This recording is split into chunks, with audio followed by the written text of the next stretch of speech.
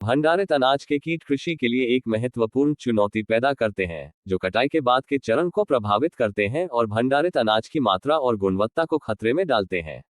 ये कीट विभिन्न प्रकार के कीड़ों, घुनों और कृंतकों को शामिल करते हैं जो भंडारित अनाज में पनपते हैं, संदूषण, क्षति और बाजार मूल्य में कमी के माध्यम से नुकसान पहुंचाते हैं। इन कीटों की उपस्थिति न केवल खाद्य सुरक्षा को खतरे में डालती है, बल्कि किसानों और व्यापक आपूर्ति श्रृंखला को आर्थिक नुकसान भी पहुंचाती है। ये कीट भंडारण सुविधाओं में घुसपैठ करने में माहिर हैं और अनुकूल परिस्थितियों में अनाज भंडारण प्रथाओं में कमजोरियों का फायदा उठाकर तेजी से बढ़ सकते हैं। सामान्य उदाहरणों में अन्न भंडार घुन, चावल घुन और पतंगों की विभिन्न प्रजातियां शामिल हैं। विभिन्न वातावरणों के अनुकूल ढलने की उनकी क्षमता, अनाज के प्रति उनकी तीव्र भूख के साथ प्रभावी नियंत्रण उपायों के लिए उनके जीव विज्ञान और व्यवहार की व्यापक समझ की आवश्यकता होती है। चूंकि कृषि क्षेत्र फसल कटाई के बाद टिकाऊ और कुशल प्रबंधन के लिए प्रयास करता है, इसलिए अनाज के पोषण मूल्य को संरक्षित करने और एक स्थिर खाद्य आपूर्ति श्रृंखला सुनिश्चित करने के लिए संग्रहीत अनाज कीटों की चुनौती का समाधान करना अनिवार्य हो जाता है। गोदाम में रखे गए अनाज में लगने वाले कीट। गेहूं, जौ तथा अनाज की अन्य फसलें, गोदाम में रखे गए दानों को कीड़े लगते हैं जिसके कारण पौष्टिक शक्ति तथा उगने की क्षमता कम हो जाती है। इनमें घुन, सुसरी, धोरा व अनाज के पतंगे प्रमुख है। रोकथाम: नई फसल को साफ सुथरे गोदाम में रखें। गोदाम की दरारों तथा टूटे फर्श व उसमें पड़े सुराखों को सीमेंट से बंद कर लें। दानों को नई बोरियों में रखें।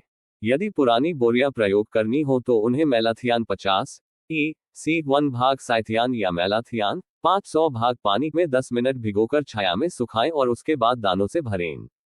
खाली गोदामों को अप्रैल-मई में मेलाथियान 50 EC1 भाग साइथियान या मेलाथियान 100 भाग पानी के घोल से फर्श, दीवारों व छतों पर छिड़काव करें या एल्यूमिनियम फास्फाइड सेल्फास या फास्टाक्सिन की 100 गोलियां प्रति 100 घन मीटर 3600 घन फुट में प्रयोग करें।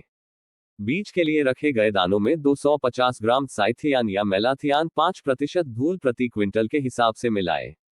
सावधानी: जहां पर खपरा का प्रकोप हो वहां पर गोदाम में सेल्फास या फास्टाक्सिन को दुगुनी मात्रा में प्रयोग करें।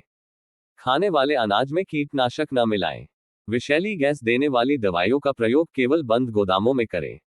दालें, चने व मूंग का ढोरा में अगर कीट लगे तो इसकी रोकथाम के लिए एल्यूमिनियम फास्फाइड फास्टाक्सिन या सेल्फास 15% 12 ग्राम की एक गोली प्रति टन या 50 गोलियां प्रति 100 घन मीटर के लिए प्रयोग करें। गोदाम को कम से कम 7 दिन तक बंद रखें। अन्य हानिकारक जीव जंतु, खेत तथा घर में रहने वाले चूहे, ये बहुत अधिक नुकसान पहुंचाते हैं तथा गोदाम में रखे दानों को खाकर और उनमें पेशाब, बाल तथा अन्य गंदगी मिलाकर खराब कर देते हैं।